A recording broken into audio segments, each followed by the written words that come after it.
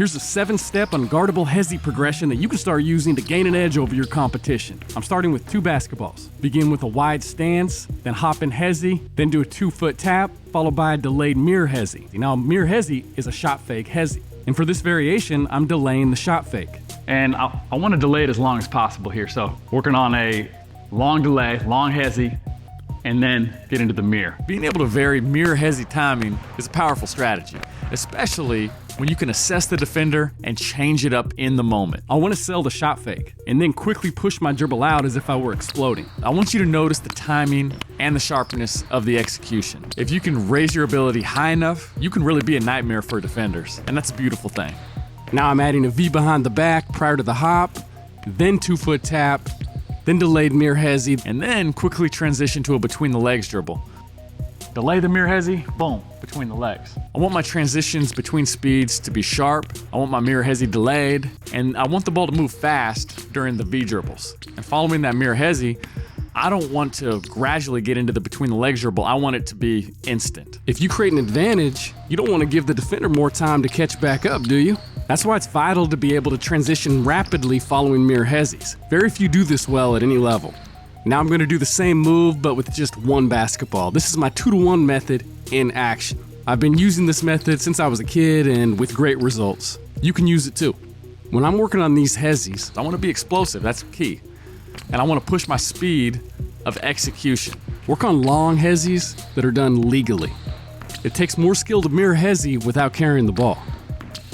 For the next drill, I'm adding a mid-range jumper to the sequence. I need to transition sharply from that mirror Hezi to the between jumper, which should be explosive.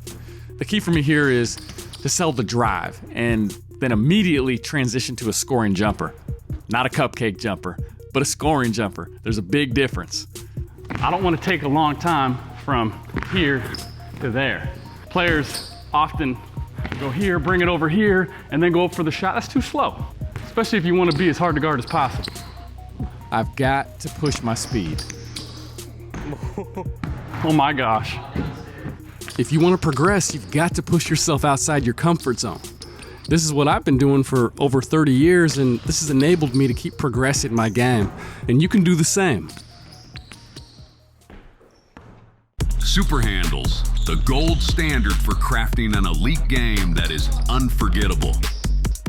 I want to be able to get out of my mirror Hezzies a variety of different ways. And for this next one, I'm going to start the same way, but instead of dribbling between the legs, I'm dribbling behind the back for a V behind jumper. When doing this, work on a sharp transition following the mirror Hezi to the V behind the back, and make the V behind the back a violent maneuver in combination with a step in the direction of your fake along with a dart of your body. Your aim is to sell the drive, then immediately rise up for the jumper. Deception in order to create an advantage is what this is all about.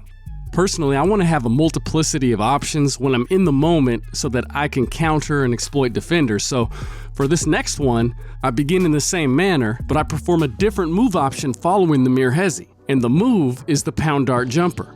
I push the dribble out with a pounded dribble while stepping with my ball side foot and then quickly plant this foot to halt my forward movement. And then I explode upward for the jumper. So the aim here is to sell the drive and exploit the defender. And this is an option following this sequence. In the moment, you can decide what to do, but it's critical, from my perspective, to add as many of these options as possible to your bag and get them to an elite level so you can actually use them against the best of defenders. Heads up. Man, that was good agility on your part, man. That's good reaction. Thanks. Try to be as quick as I can. It's one thing just practicing moves, it's another thing having them usable in your bag. Now moving on to another potential option following the mirror Hezi. This time, I explode out of the mirror Hezi with a V behind the back dribble to a crossover step and then pull up abruptly for the jump shot. I want to quickly get out of the mirror Hezi, then step big like Iverson during the crossover step and elevate like a helicopter on my pull-up. It's all about crafting a game that is harder and harder to guard. Gain the SuperHandles advantage.